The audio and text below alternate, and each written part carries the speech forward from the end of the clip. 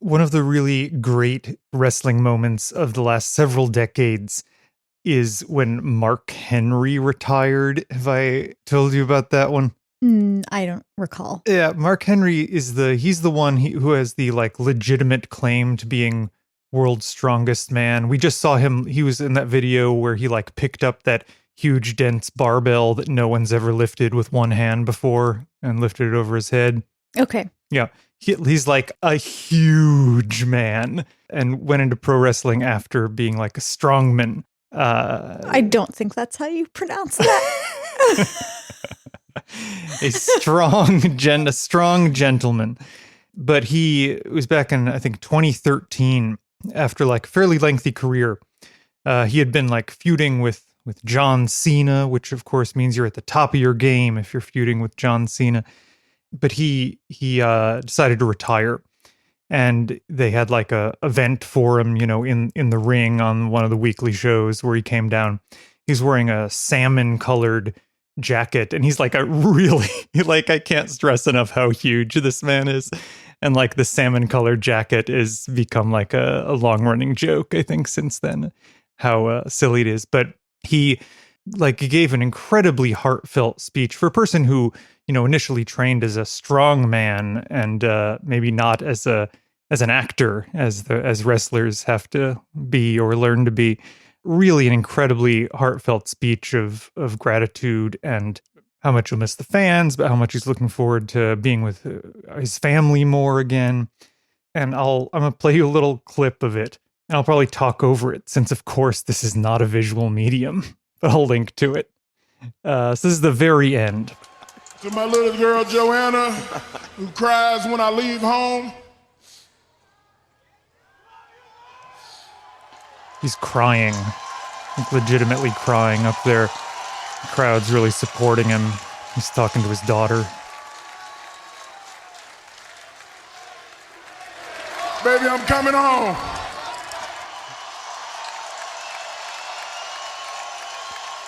Just weeping openly. Even John Cena, his rival in the ring, is going to embrace him now.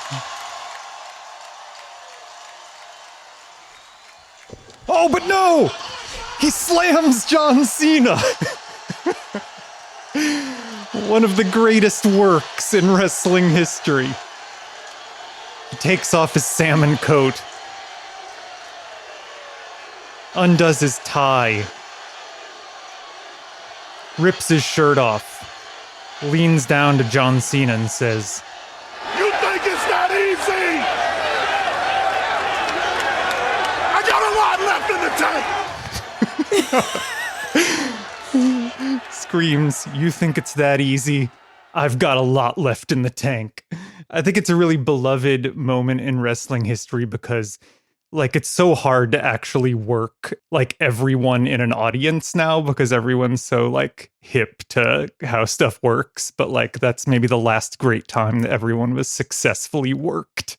I bring this up because in the last CD short that we posted from this past week, which was just some extra audio we had laying around, where we talked about cancel culture for a few minutes, Allison divulged in that short audio clip that we almost didn't even record that day because earlier in the day I was despondent and saying how I never wanted to record the podcast again.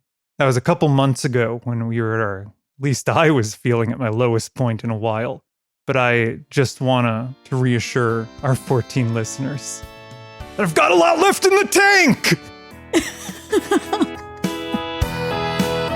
It's seedy business.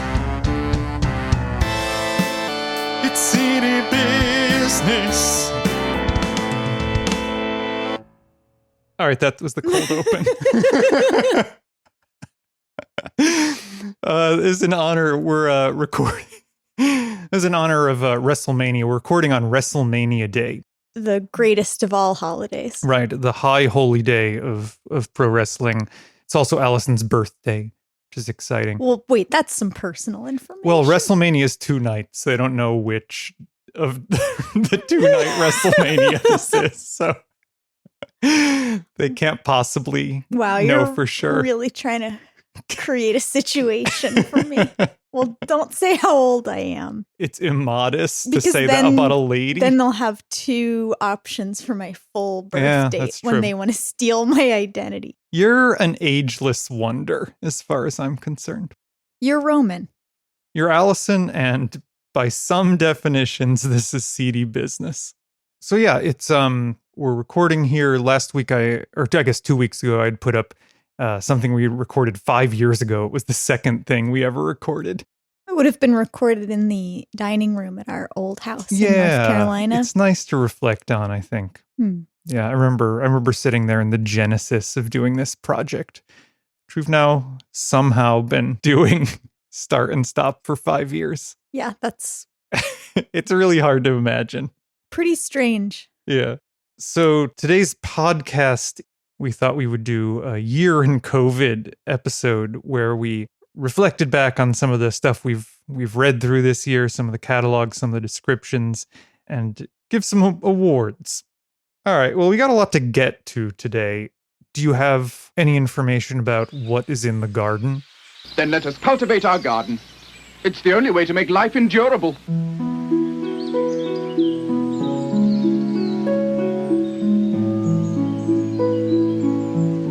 What's in the garden?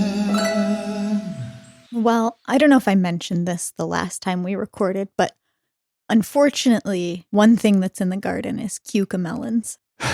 They seeded themselves so thoroughly Yeah, of course they did. that we're now going to have unwanted Eternal. cucamelons forever. Great. So there's that. That's one thing. We're getting some nice greens coming in, which is really exciting. Yep. That's the main exciting thing. That chayote is still alive somehow. Mhm. Our sweet potatoes are still alive somehow. We've got some nice big basil plants that overwintered. Mhm. We've got some pepper plants that overwintered. But most of the new stuff is greens. I mean, we had enough. You were able to go out and gather like some very small amount of parsley and very small amount of arugula, such that we were able to do something with it recently. But, we're really at the beginning of that time of the year. All right, so let's get this show on the road. Let's start the awards segment of this podcast.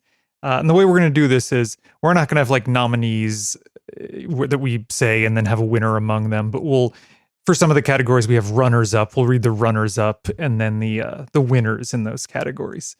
Do you want to start us off? Sure.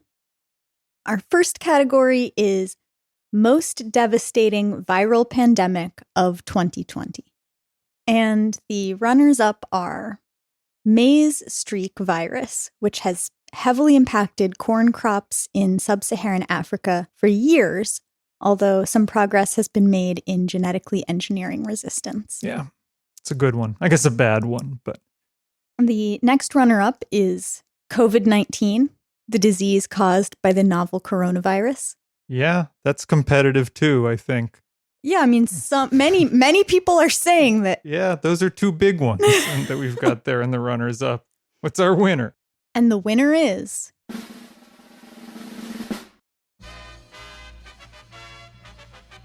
tomato brown rugose fruit virus. Yeah. Boy, I remember that. That was from the Seeds from Italy episode. It was episode 9, I believe. Yeah, there's a real fear they wouldn't get to deliver their, I guess, pepper and tomato seeds on time. Right. Yeah, I guess it causes mosaic and distortion of leaves and brown wrinkly spots on the fruits. I think the discussion we had about this was that it makes them nasty. Yeah, that's right. All right. Second category is the least sanitary imagery that we discussed over the course of the year. A runner-up is, of course, the classic from True Love Seeds, that picture of the Landis winter lettuce that has Owen's feet in it that we complained about being gross on this podcast. And then Owen is the owner of True Love Seeds. And then he contacted us, said he listened to the episode and would reconsider that picture of his feet. So that's the first runner-up. Second runner-up is, this is my inclusion, the cover of Southern Exposure Seed Exchange, which has people bathing recreationally in a tub with frogs, which I found to be gross. But the winner is our discussion of Joyce Carol Oates' feet pics, as discussed in episode 18. Do you remember her horrible feet? Yeah, what was wrong with them? I mean, I remember this being a moment on Twitter of the past year. And were they covered in like blisters? They were covered in blisters and sores. She captioned the picture, quote, "So important to wear proper hiking boots. Never ever walk in the woods in sandals. The instep of my left foot this morning, poison ivy? Poison oak? Must have stepped in something." And then there's a picture of her left foot dotted with red, yellow, and purple blisters on the verge of popping. Ugh. It's the grossest we've got, baby. Yep, bathing with frogs doesn't really. Doesn't capture that. Yeah. All right, what's our next category? Best and worst corn ideology. Yeah, okay. And the winner is... The winner for the best? That's right. Fedco. For decades, Fedco has been a firm proponent of eating quality in sweet corn with flavor, texture, and kernel depth as our in-house metrics, they say. They continue, "We're a corny flavor bunch, dismissing sweetness as the sole measure of breeding progress." Yeah, I remember coming across this during our Fedco episode and being so pleased that some organization finally took a stand against like the hyperinflation of sweetness in corn. Gotta take a stand. If you stand for nothing, you'll fall for anything. And the worst corn ideology is... Burpee. Of course it's Burpee. And just as two examples of their terrible corn ideology, we have a description of an ultra-sweet corn called the Eleni Extra Sweet Hybrid. 4 times as sweet as standard hybrids, garden-fresh sweet corn is summer's greatest pleasure. Super sweet hybrid SH2 corn can be twice as sweet as others. Enjoy the 8-inch ears of corn 48 hours after picking, and they are 4 times as sweet as standard hybrids. Is what they're saying that if you eat them within 48 hours, then they will not only be twice as sweet as average hybrids, but 4 times as sweet as average hybrids? It's a terrible description also. It is confusing whether you want to eat it within 48 hours or wait 48 hours. Right. But I believe that I don't know what they've specifically bred into this corn. The problem with sweet corn is that as it sits after picking, the sugars polymerize into starch. Right. And so presumably they've eliminated that. But I can't imagine it gets sweeter. So I think they're saying eat it within the first 48 hours and it will be up to 4 times as sweet. But yes, you're right. It's very confusing. Yeah. And then the other example is their fetishization of large vegetables, such as the Jaws hybrid corn. Last summer's blockbuster yields stunning, larger-than-life ears 12 inches long, 6 inches round, up to 100% larger than other varieties. Jaws delivers a cornucopia of delectable, deep-set kernels bursting with old-fashioned flavor. 2 golden yellow giant-size ears can be broken in half easily to fit your standard boiling pot. Or get a bigger pot. Yeah, this is one of we've really sat with this description for a long time. The corn that's so big that it's inconvenient and that you might need to buy more merchandise in order to accommodate. Yeah, Big Pot is in on this. Yeah. Big pot? Yeah, big pot. Yeah, I think big pot is something else these days. All right, our next category is the most phallic plant that we encountered this year. The first runner-up is the Peter pepper, of course. That seems like it should have been a shoo-in. That's a heavy favorite going into this category, but they were edged out, I guess no pun intended, by a couple others here. The Peter pepper, you'll recall from our discussion in episode 23, that's the Richter's episode, is the pepper that looks, it looks so much like a circumcised penis that I guess they just literally decided to name it after one. Yeah, I recall the image vividly. Yeah, I've seen one or two of those in my life as well. The next runner-up is that tomatillo with dick and balls that Allison posted on our Instagram. If you want to see it, you can go to our Instagram at CD Business Pod. This tomatillo that has a dick and balls and really sort of an asshole too was posted last August. And this is from your own yield. No, this is from a farmer's market in Asheville when I was visiting. Yeah, that's what I mean. But it's your picture. Oh, yeah. Yeah. But what a treat to remove the husk and find. All right. But the winner is the squirting cucumber, which we discussed in the Strictly Medicinal 2021 episode, I believe. The description in the catalog is a great one, so I'm going to read it again. Perennial vine native to the Mediterranean. A trick plant that ejects its seeds in a startling manner, often humorous. Dainty mounds produce large golden blossoms, giving way to 1-inch, bluntly horned fruits that forcibly eject the viscid sap and seeds. Source of the low-dose laxative molecule eletarin. I have to share one tiny thought about, and this is him writing, it is not me, Roman. This is the writer of this copy. I have to share one tiny thought about all of this. It is slightly absurd that I spend such a large part of my summer chasing after squirting cucumber seeds. One would think I would have better things to do.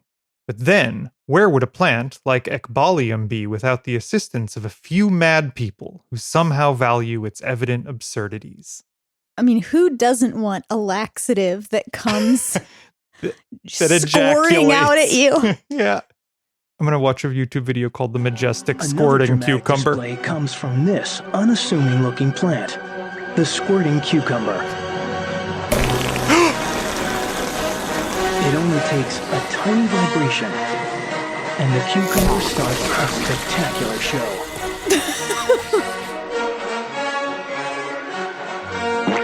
Seeds disappear into the distance like rockets.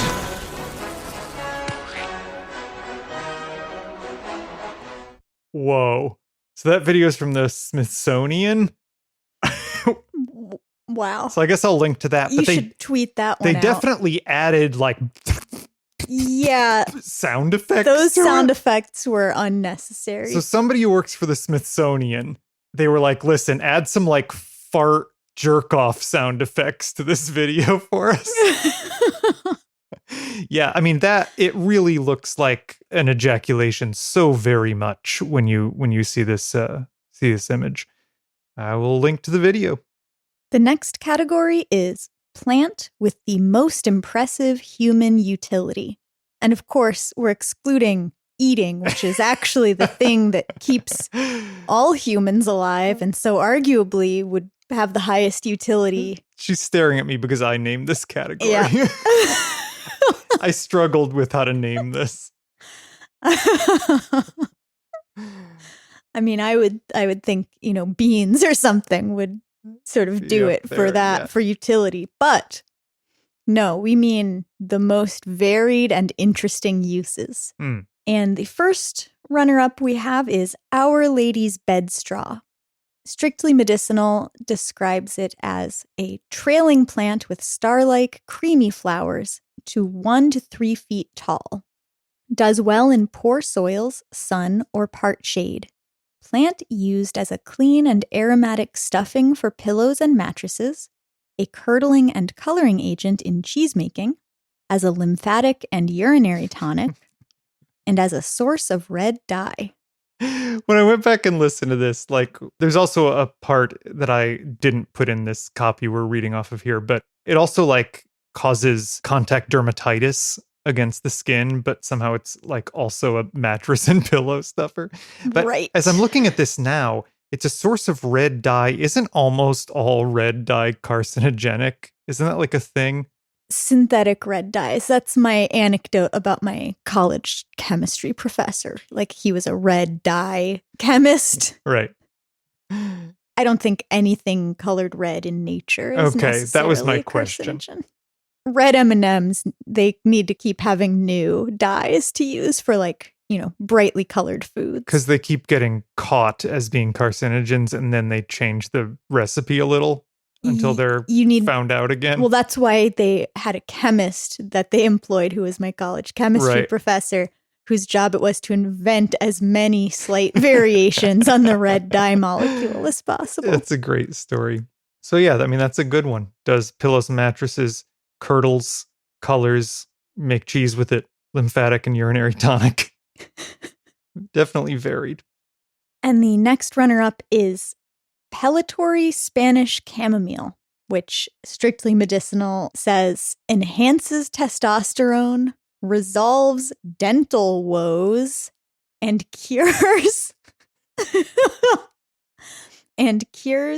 general paralysis. Damn. Yeah. Sometimes when you're paralyzed and you go to your tea cabinet and get out some chamomile to fix yourself right up. Truly incredible claim. But the winner is an even more useful plant. Giant Blazing Star. A lovely bright yellow perennial flower that Strictly Medicinal strongly implies can cure smallpox. Although, given that we've eradicated smallpox through vaccination, a program of worldwide vaccination, I would argue that it's now without utility. Well, that's true. I mean, this is a great claim to make because it's a very dramatic and powerful claim, but it's like no not one can testable. test it. Yeah. The best kind of claim, an untestable one. Wow. What if we had the sort of vaccine uptake that allowed us to eradicate something? That would be incredible. We got extremely close with measles before people started. Fucked it up. Yeah. In this country. And of course, worldwide, we've gotten close with polio, but cannot quite get there. Well, apparently the polio vaccine uptake rate in Pakistan is very poor because they do not trust the vaccine because the United States has a history of espionage programs there under the auspices of free vaccination clinics. So they quite reasonably do not trust the vaccines coming from the West because we've used that structure to fuck with them before. There are also issues in places where there's a lot of structural inequality and highly vaccinated populations live adjacent to under-vaccinated populations. It's sort of an unusual case because if there are two different polio vaccines, and if you get one of them, you can actually silently shed virus for a while after you get the vaccine, which is the kind of thing that anti-vaxxers understand poorly and use to justify not getting any vaccines for anything. But you can shed a form of the virus after getting one of the types of polio vaccine. And then you can pass it if there are people who are so impoverished nearby that they're drinking your wastewater. Oh, Jesus. Yeah. And then they get it. And so that's actually the main source of most polio is no longer wild polio. Right. Yeah. While we're talking about vaccines, this is a good time to urge everyone to run out and get vaccinated if they haven't been yet. If you can be, yeah, I mean, and eligibility almost everywhere by the time this comes out probably should be to any adult or getting very close to that because this will be out this coming 16th, I think, something like that. So supposedly the nationwide date is the 19th. Yeah. Fantastic. Yeah. I hope everybody out there is staying safe and has a plan to get vaccinated as soon as they can. I came home from work the other day to find that we've mentioned our lovely neighbor who shares the other side of the duplex with us. I came home to find she was having a indoor party where they were just doing some cigarette smoking inside, which is everyone knows is like a great hedonistic pleasure if you can do it. But, you know, during a pandemic, especially one of respiratory distress, probably having an indoor smoking party with your friends isn't the best idea. Of kinds of parties. Of kinds it's not of the parties, one yeah. I'd recommend, yeah. But then I guess Allison saw her outside like the next day and mentioned the party. And she was like, oh, yeah, I was having that party because I just got out of the hospital where I was hospitalized for COVID for 5 days. So no better way to celebrate having just gotten out of the hospital Than with hotboxing your house with Yeah, cigarette smoke right. with like 6 of your best friends. Yeah. Florida. Mm. Okay, the next category is the meatiest, the most like meat plant we've addressed over the past year. The first runner-up is, you may recall this conversation we had about watermelon ham. Yeah. Now the actual thing is not disgusting. What this is where they'll like smoke a watermelon and serve it as a vegetarian dish at like a barbecue restaurant or something like Sure. that, which sounds like it's good. But the idea of wanting to make it appear as much and taste as much like ham as possible, Hmm. which is their stated objective, I find to be grotesque. I really want that for people who want to eat something that tastes exactly like ham, but understand that eating ham is bad for the planet. Right. That's great. I'm not the guy who wants to eat something that tastes exactly like ham. Yeah. It's not for me, but I'm glad it's there for them. Yeah, I don't think like Beyond or Impossible has mastered the spiral cut ham yet, have they? Yeah, not yet. Someday technology will get there. And the next runner-up is it's a tomato. It's the Big Beef Hybrid. We first came across this when Allison was doing a What the Fuck Is That game where it was a plant or Marvel superhero. And you gave me one to guess, and the two options were beef and big beef.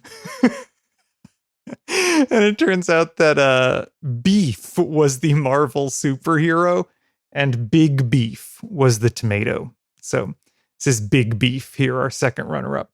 But our winner is the medium rare hybrid burpee exclusive tomato called medium rare. Here's their description. It's vile. Sink your teeth into medium rare's earthy fragrance and rich, meaty flavor. Pair thick, juicy slices of our deeply shouldered pink beefsteak with medium rare steak for the sandwich of your summertime dreams. Wow, what an upset for Meatball. Yeah, you know, Meatball, that wasn't from this year. That was from one of our earliest episodes, but boy, that'd be worth reading the description again. Meet the mightiest, meatiest eggplant ever. Imagine fresh, homegrown, vine-ripened meat. That's Meatball. Oh, stop there. Oh God, that's right. For folks who have not listened to our back catalog. I mean, I recall struggling to get through that. I've never gotten over the idea of vine-ripened meat. Meat ripening on the vine in the summer sun.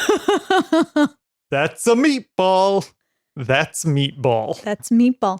Fruit's dense, moist, flavorful flesh captures the flavor and texture of meat as no other eggplant or any vegetable can.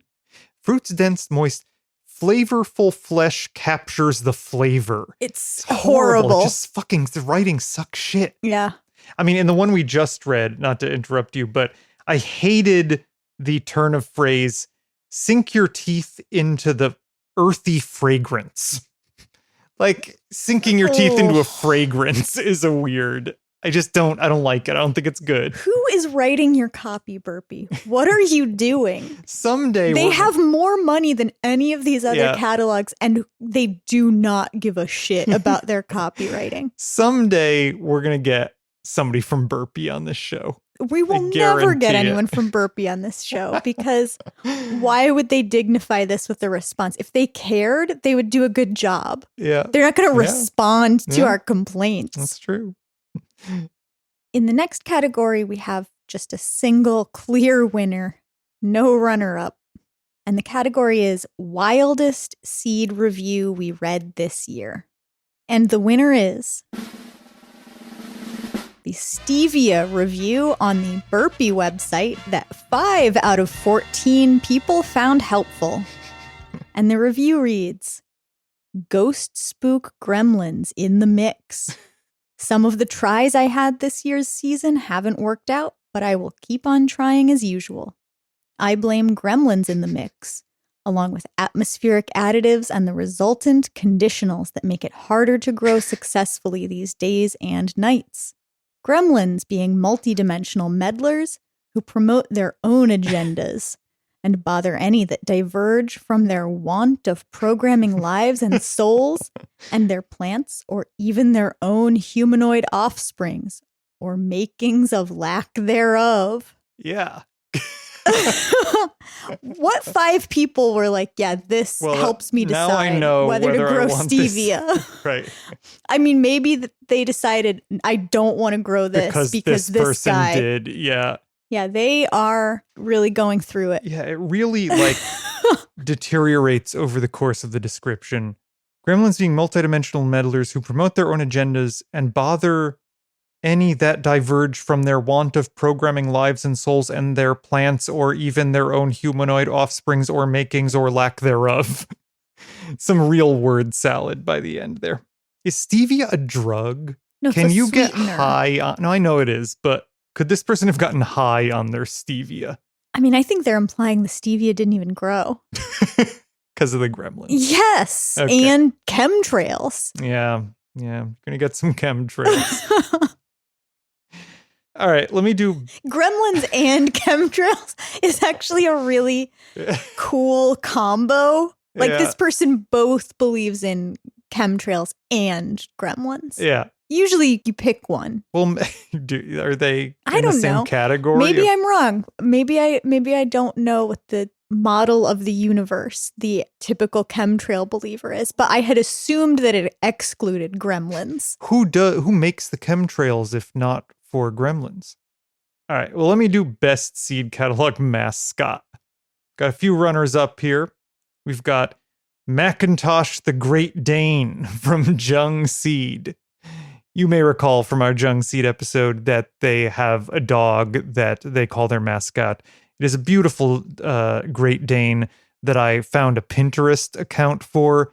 That's the only presence of this Great Dane online, but it felt like an invasion of privacy to link to it. But let me just tell you all that if you want to see a cool looking Great Dane, Macintosh the Great Dane of Jung Seed, it is Googleable. Okay. Second runner-up, the gnomes from Southern Exposure Seed Exchange. All of their covers have a bunch of They feature adorable gnomes. Adorable garden gnomes.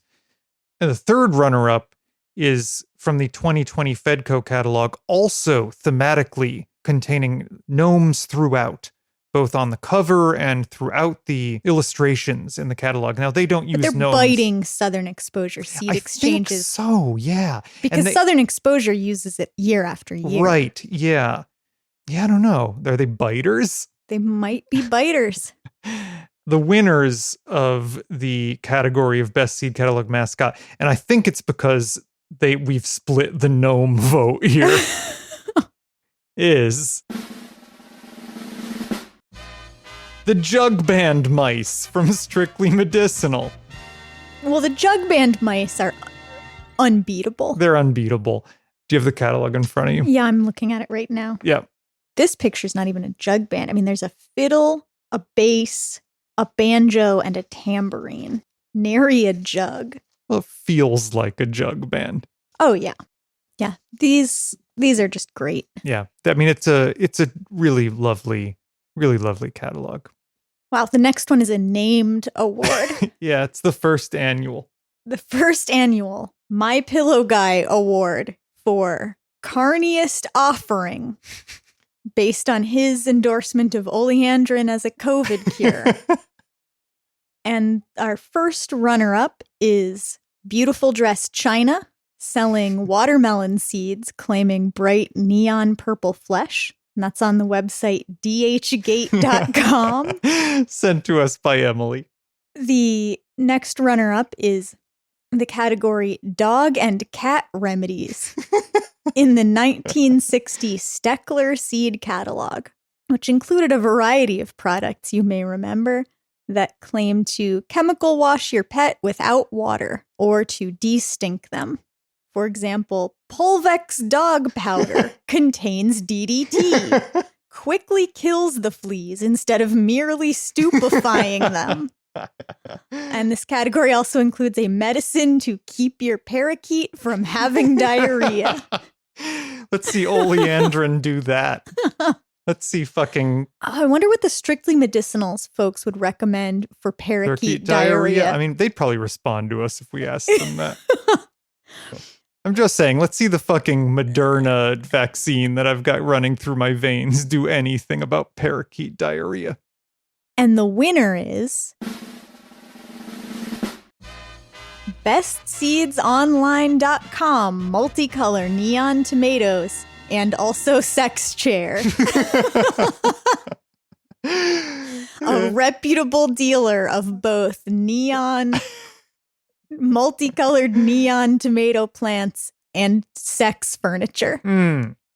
Okay, the next category is plant that we personally guarantee will cure COVID-19, the disease caused by the novel coronavirus. Yeah, I'm opposed to this entry. All right. Not we, I personally guarantee. The answer is... You're the one who's been putting all sorts of weird... You've been taking powders and gels and putting stuff in your nose all year. It's tobacco. Move on. Next category. It's tobacco. Well, tobacco does it. That's what our neighbor thinks. You just have to hotbox your whole apartment. Next category. All right. All right, moving swiftly along. I'll also do the category of the worst seed description that we read this year. This is among the most coveted of the awards, I think, on this episode. We're getting down to the nitty-gritty. This is like the best actor shit at the end. Worst seed description we read this year. It's the Zumala catgrass from, I'm sure you are unsurprised to learn, the Burpee catalog. It reads, purr, meow, meow, meow, burep. Wait, Lucy just began also talking as I was making those noises. Lucy, read this. She thinks I'm patronizing her now. I'll read again from the beginning. Purr, meow, meow, meow, brep. Cyperus alternifolius, best known as umbrella plant. Lucy's talking to a bird. Is an appealing grass-like plant related to sedge grass. In due course, distinctive, quote, umbrellas make their appearance. Cats really enjoy it, but no worries, it's not poisonous. Meep purr zoomala muir. Disgusting. Getting paid by the word. Wow. But on the other hand, the best seed description of the year. And of all time, there's no drama here. The Paul Robeson tomato. Description that you found at a farmer's market some number of years ago. I found it on Twitter. On Twitter. Posted by a guy who said he found it at a farmer's market in Connecticut. There we go. Yeah. It is one thing to say that you love a tomato, and another thing to admit that a Paul Robeson tomato has transcended the definition of what is essential in life. The real man was like that too. larger than life. Paul Robeson couldn't have a better testimonial to who he was than this particular variety. There is literally a cult following going on here. Those of you who don't have the room to grow tomatoes know the feeling of having spent money wisely on one of these gorgeous fruits. Look at the color. It is profound. Juliet may be the tomato to take to a desert island, but Paul Robeson is the one to take with you to heaven. Oh, it'll never be surpassed. And then it concludes, meep purr, meow, meow, meow, meow.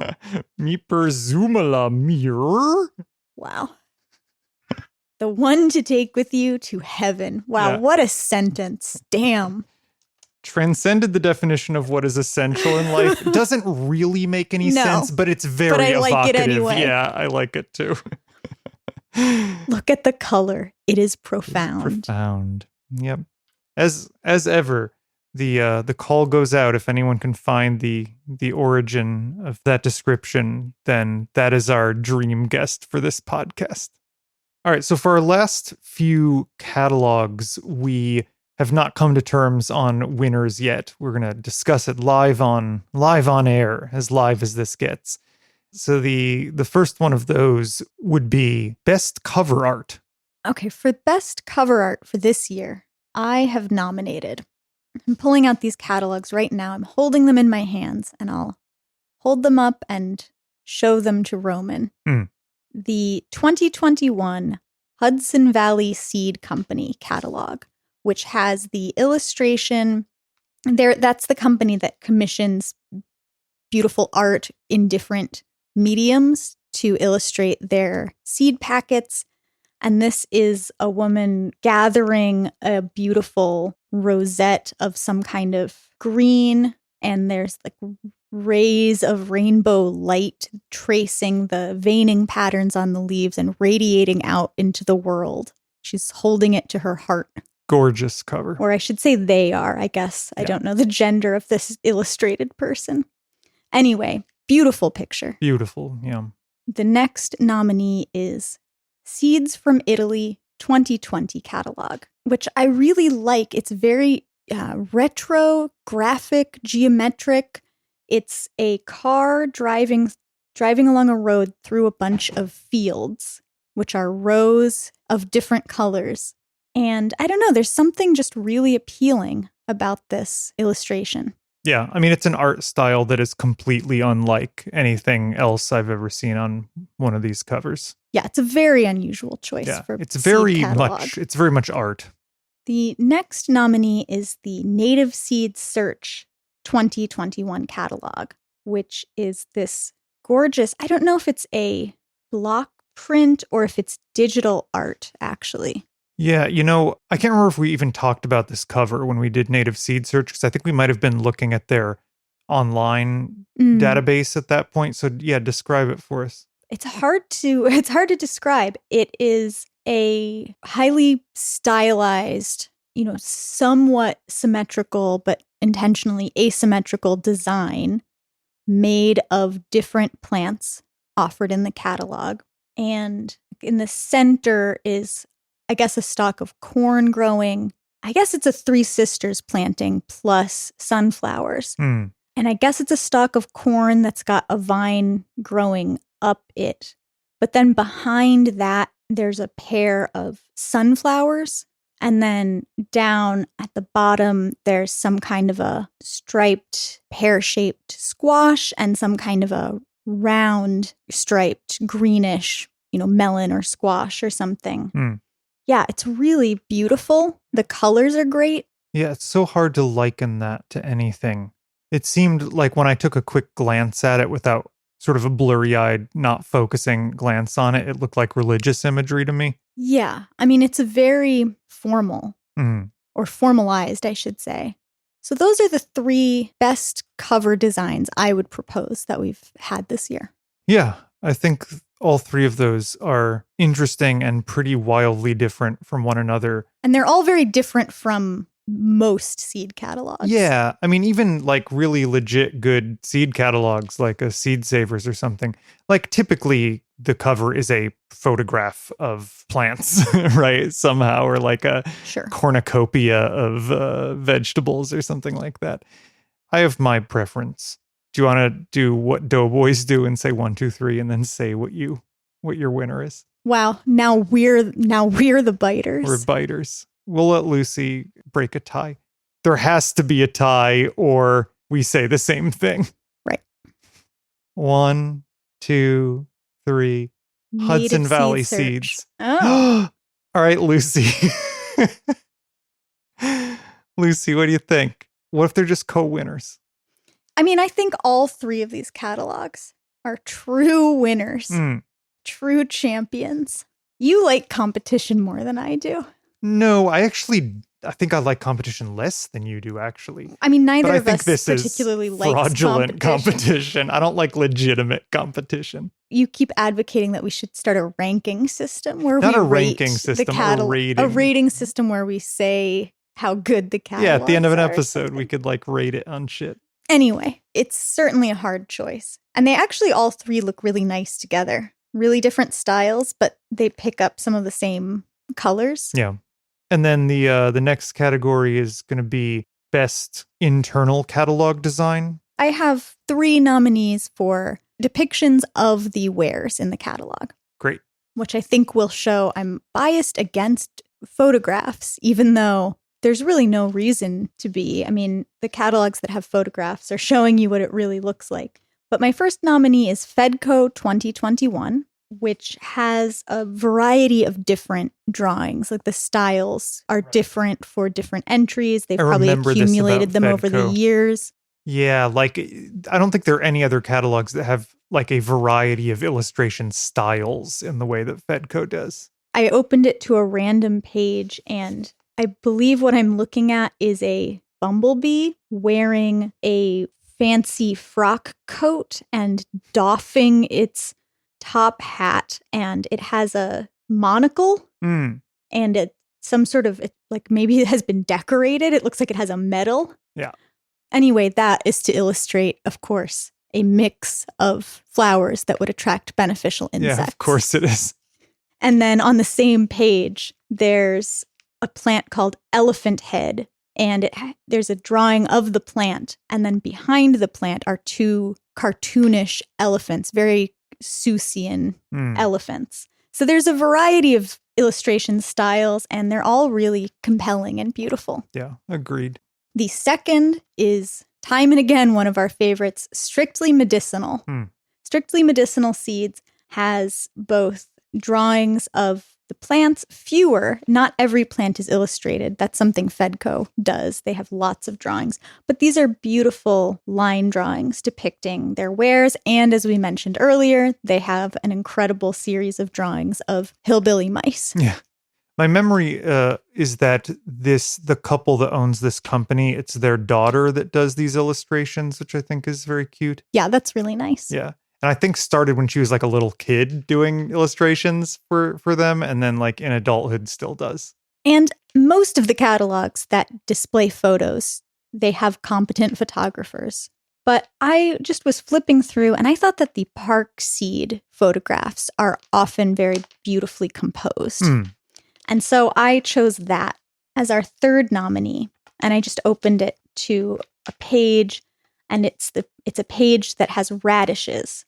And there are, they've depicted long, white, cylindrical radishes in one picture, and more classic radishes, and your watermelon radishes, different pictures. But then they also have a beautiful bunch of 4 different colors of radishes. They're all these different photos, and they're all quite beautifully composed. Yeah, I think that's a good choice. I mean, Park Seed has a long legacy now. They're a well-funded company. They are one of the biggest brands, certainly. Like, they have all the money in the world to throw at this stuff compared to a lot of these catalogs. So I'm glad that they've put some of those resources into good photography. I agree. Great.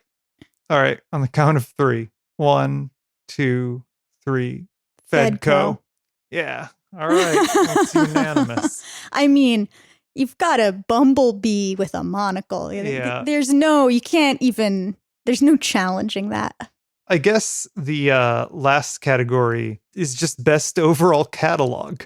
Do you have a favorite catalog we did this year? You know, it doesn't have to be we say a thing at the same time, Sure. maybe, but what's your favorite catalog? Well, I hate to say it again and again, but Strictly Medicinal is just a joy. Yeah. I mean, it's got a lot of really batshit zany stuff like this flower cures smallpox, but it also has these cool offbeat illustrations. The variety of, the plants that it focuses on aren't really in other catalogs. So it really brings a fresh, we're not just reading tomatoes over and over again. Yeah. So I don't know. I love that one. Yeah. For me, it's Fedco. I mean, I think the first time we read from Fedco, I exclaimed 10 minutes into it, this is the best catalog I've ever seen and nothing will ever be better than this. Yeah, And it's great. I think that's been borne out in my mind over time. What's so remarkable to me about Fedco is that, like, it's a big, well-known company now. Like, when I've seen, an article in the Washington Post about seed companies during the pandemic, like they interviewed somebody from like Burpee and Baker Creek and Fedco. Like, Fedco it's really out there at this point, but they've managed to like remain very quirky, to have interesting and good art. Like, we didn't even read a bunch of their descriptions in this episode, but they have like, I think, some of the finest Beautiful writing. descriptions. Yeah. Yeah. They're You're really right. the total package. Southern Exposure has beautiful descriptions often too. But yeah, absolutely. you're right. Fedco just all around. It's on a nice newsprint. The illustrations are beautiful. The text is great. The layout is competent. Yeah. You're right. Fedco's great. All right, we'll see if anything in this next year can topple these juggernauts. So we'll have a short of some sort coming up this next week. And then, we're off to the races. We got new podcast logo art that's going to come out with this episode, which is exciting. We're trying to line up some interesting interviews with some folks that we know for the future. So it's to the moon. Seedy business all the way to the moon. Rocket chip emoji, rocket chip emoji, rocket chip emoji. And if you're so inclined, you can elect to follow us on Twitter at @CDBusiness or on Instagram at CDBusinessPod. You can email us at cdbusinesspod@gmail.com. Let us know if you've got any good catalogs we haven't read from. We'll definitely look forward to anything new that we come across. If you leave us a review, we'll of course be delighted to read it. And assuming they've neither made physical contact with your feet nor have simmered in a pot with bathing frogs, you should eat your vegetables. We're all just doing the best we can. Speak for yourself. It's seedy business.